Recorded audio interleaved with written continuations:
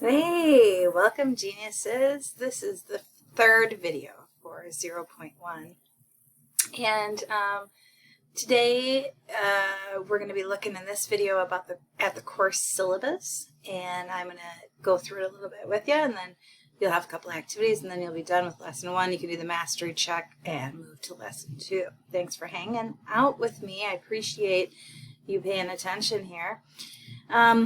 The learning objective is, again, to be able to form your own reason for taking IB English. A couple things you need to know about me. First of all, I will call you a genius, and I don't mean it sarcastically most of the time. I also love cat memes. So let's get started. Can you see a cat? If you can, you're a genius. He's so cute, that little kitty. He looks kind of like my kitty. Say hi, my kitty.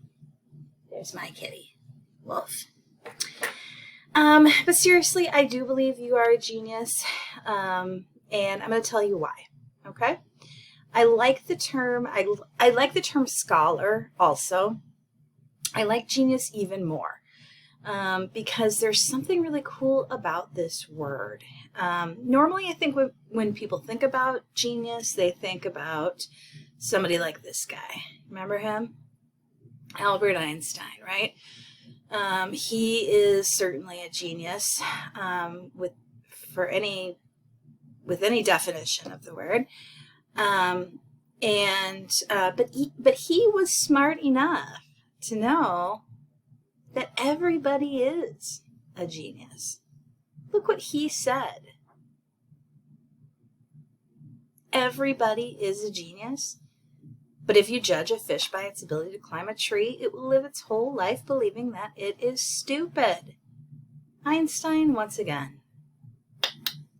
Nail on the head, buddy. Everybody is a genius. That's what I believe, just like Einstein. And you have the rest of your life to explore how you are a genius. Sometimes it doesn't come, automatically. If you're not, if you don't fit into a certain box, sometimes it is hard to know exactly how you are a genius. But it will be a lifelong endeavor for you to figure it out. And I wish you good luck on that journey. Let's dig into this word, though, genius, a little bit more. What does it really mean to be a genius? I'm an English teacher, so I'm going to look at the etymology of a word, right? And the etymology is the origin of a word. So take a moment here to read this definition. Pause the video and read the definition of genius. Did you read it? Are you sure? All right. What did you pick up from it? Anything surprise you about this definition? Here's some things that I noticed that were kind of interesting, kind of strange about the origin of these words, or of this word, genius. Guardian deity or spirit which watches over each person from birth. Oh, I love that idea, that we all have this little genius spirit in us that is watching over us. That's what it meant in the 14th century anyway. Originally came from generative power. That's really interesting. So the power to create is central to being a genius. And of course, you're going to be creating a lot of stuff in English class, most specifically essays. Give birth, produce, beget. I guess that fits with generative power, doesn't it? So some really interesting originations of the word. Take a look at the definition now. This comes from Merriam-Webster. And take a moment to read these definitions, and then pick the one that you sort of think of when you first think of the word genius. So pause the video, read the definitions, and pick the one that sounds most like what the word means to you. Did you pause? Promise? Pinky swear? All right. I think probably down here, 5 is where we start to see the word as it means in terms of what we think it means now, right? And that's kind of interesting that there are all of these other definitions that come before the word. Why is it that we equate being a genius with something that is not changeable, that is static, that doesn't grow, that you either have or you don't? It's an interesting phenomenon. I like this idea of the attendance spirit, though. I really like thinking of this, little guy inside of us or near us or something, telling us the right answers or something like that. I don't know. All right. Well, those are the origins and some definitions of genius. I want you to consider this, that if we define the word genius as being the capability for being exceptional in a particular skill, that we're going to open up a lot of doors for ourselves. Some people might say, hey, well, if you define genius that way, then what's the point? You're defeating the purpose because everybody's a genius. Like, isn't that just meaningless then? And then I would ask you this question. Why does it have to be a competition? Why? Can't we all be geniuses? If we move from competing to collaboration, I can spit it out, then we have so much more hope and future for us as individuals, as a world. So I'm going to ask that you consider that as you think of this word genius. And when I call you a genius, that's what I'm talking about. New brain research shows that intelligence is not static. It actually changes. You're not just born smart or born not smart. It changes based on how hard an individual works at it, just like a muscle from working out. And the number one way to increase your brain's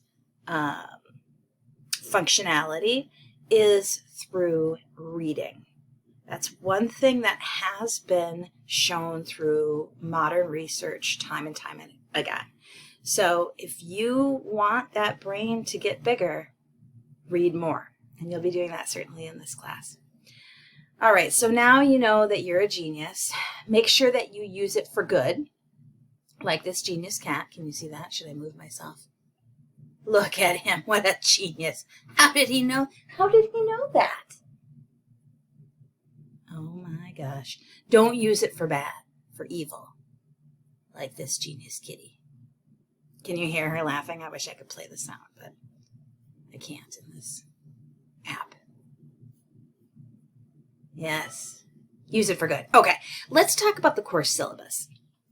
I've got 2 semesters designed for you geniuses. And the first one is called Creating New Narratives.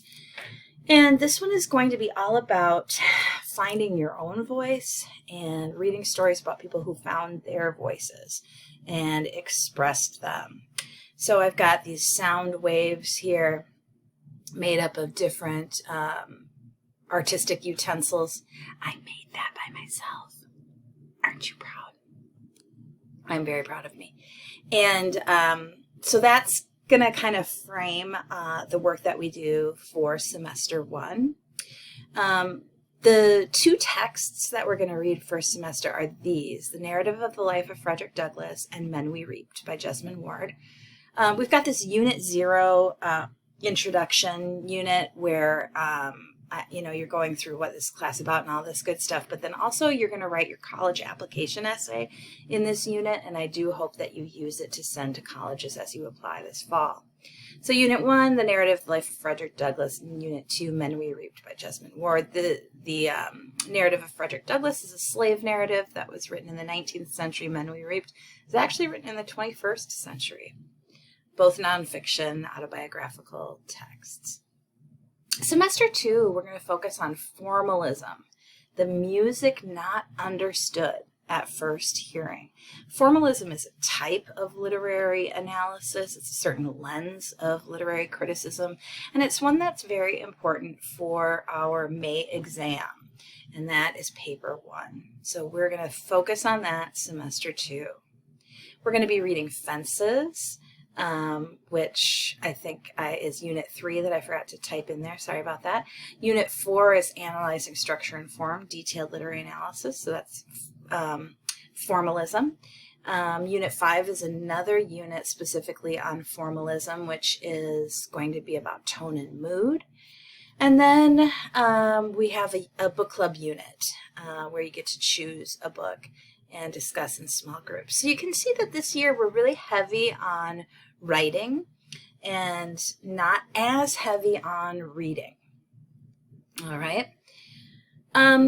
We are preparing for to be assessed by IB. All HL students test in IB. Okay, so because you signed up for the class, you will be testing. And you'll have to do some registration in the next month or so and pay a fee, but that fee can be waived if the family has any financial hardship. And these are the 3 assessments that will make up your IB score. The reason you want to test is because this score is going to get you cash money in the end in the way of college credits. So usually you need a 4 or higher to get college credits, and I think the majority of Cooper students get a 4 or higher. So if you do the work, you will get that score and hopefully be able to get some college credit for taking this class and doing all this hard work. Last year, you already did the internal assessment. That was the oral. This year, we have the higher level essay, which is worth another 25%, and we're going to finish that in semester 1. And then semester 2, we're going to spend getting ready for paper 1, the guided literary analysis. So that's kind of how that breaks down in terms of IB scoring. The human element, I strive to be an anti-racist ally and an ally to the LGBT plus community. So just a couple things you need to know. It's never going to be okay for you to use the N-word in this class. And I know that a lot of people have issues with that, especially coming from a white teacher. But I want to make sure that if anybody feels uncomfortable by hearing that word, especially students of color, that they will be protected and it will be a safe place in our classroom. So no N-words and no words that describe gender or sexual identity as insults, please. We're going to use the growth mindset, right? We're all geniuses. We're going to uphold one another because all people are precious and this life doesn't last forever. And keep in mind, if I'm really proud of you for signing up for HL, but folks who didn't sign up for HL are no less deserving of respect and love than we.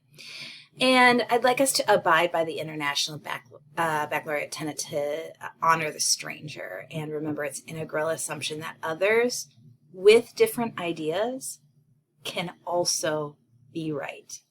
Read that again. Others with different ideas can also be right. It's a profound one. And then we have these classroom expectations. Pretty basic.